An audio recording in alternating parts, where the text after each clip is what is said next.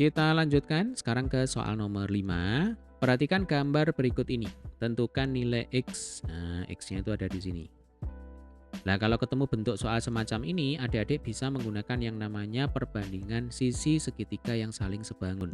Ya, jadi kita punya dua buah segitiga siku-siku yang saling sebangun. Yang pertama ini jelas terlihat. Ada segitiga ABC, ya, siku-siku di B. Lalu segitiga yang kedua adalah ADE, ya, siku-siku di D. Nah, ini segitiga yang besar ABC, kemudian ADE ini adalah segitiga yang kecil. Yang mana segitiga ADE dikatakan sebangun, ya, dengan segitiga ABC. Jadi gampangannya kalau sebangun itu artinya bentuk segitiga ADE itu sama persis dengan bentuk segitiga ABC.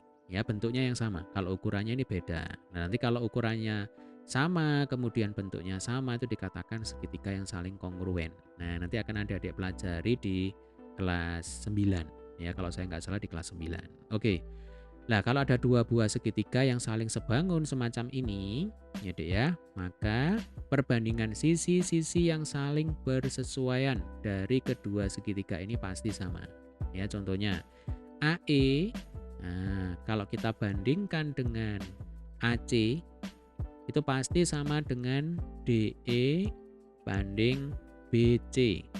Kemudian pasti sama dengan AD banding AB. Nah, ini prinsipnya semacam ini, ya. Nah, ini harus diingat-ingat. Jadi sekali lagi, perbandingan sisi-sisi yang saling bersesuaian pada dua buah segitiga yang saling sebangun itu pasti sama. Jadi kalau AE ini kan sisi miring dari segitiga ADE.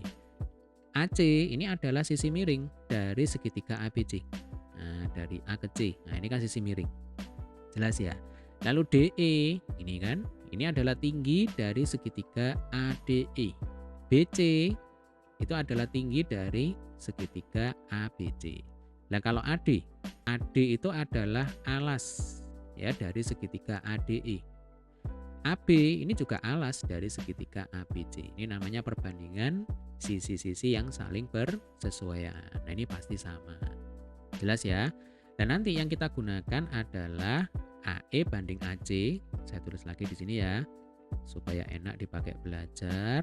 Itu sama dengan DE banding BC.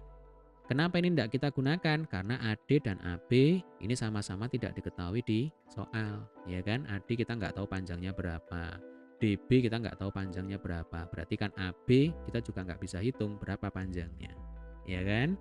Oke, sementara kalau AE ini ada 6 cm. Lalu AC ini bisa dihitung. Jadi AC itu ya sama dengan AE yang ini ditambah EC. Nah, ini sekalian aja dihitung ya.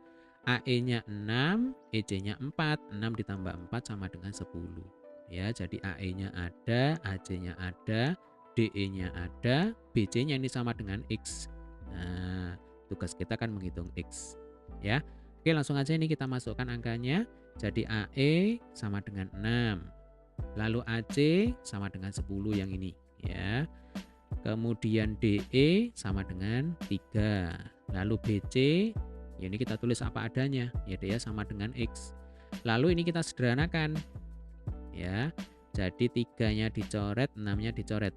Kiri atas dan kanan atas sama-sama kita bagi 3. 6 dibagi 3, 2. 3 dibagi 3 sama dengan 1.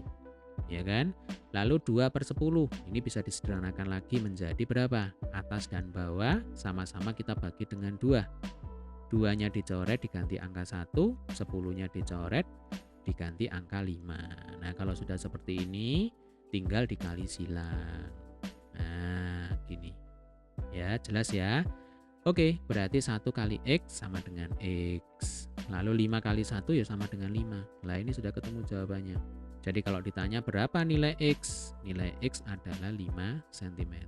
Caranya seperti ini. Oke, demikian tadi adalah pembahasan untuk soal nomor 5.